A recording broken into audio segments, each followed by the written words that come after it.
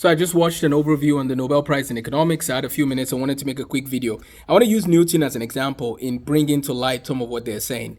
In economics, the Nobel Prize went to three individuals, two who are British, and one that is from Turkey, but they are based in America. And basically, they show that there are certain conditions that allow countries to flourish in terms of long-term sustainable prosperity.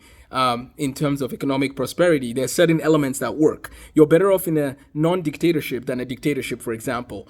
You're more likely to have long-term sustainable economic development and so on. And that makes sense.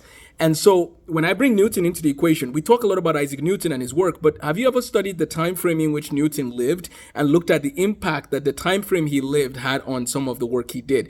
That's how I think we need to train people to learn math and science, is learn the math and science well, be fluent in it, but also understand the context that gave rise to the discoveries, because then you could be a better inventor and discoverer, so to speak. So we need to be more like generalists, like my brother would put it, Emmanuel. He would say, there's a case to be made, for generalists. And I would argue that no matter what field you're in, whenever you're exposed to a different kind of knowledge, make sure you max out learning well in that field.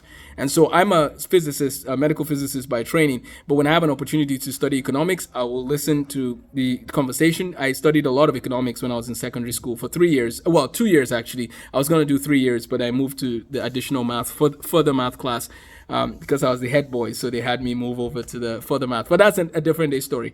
So we need to not only focus on the field that we work in, but keep our ears open for the other things. So, for example, if I'm a chemist and I know how to work with elements in a certain form, but I will start a business and I don't know economics, I'm going to have a problem. So chemists should know some business skills. That I need to learn a lot more business skills, and that's something I'm working on now. But I'm just saying that is important. Or we should have a team, right? Learn to work with a team. And that's what I'm doing more and more, is seeing the importance of having an interdisciplinary team on the projects that we work on. Some people are stronger in certain things than other things. Some people are strong with administration and finance, while some are stronger with vision and other things that they've been gifted in. So I would make more discussions on it later, but I hope that this is helpful. That's the economic prize for the Nobel Prize for Economics. Have a blessed day.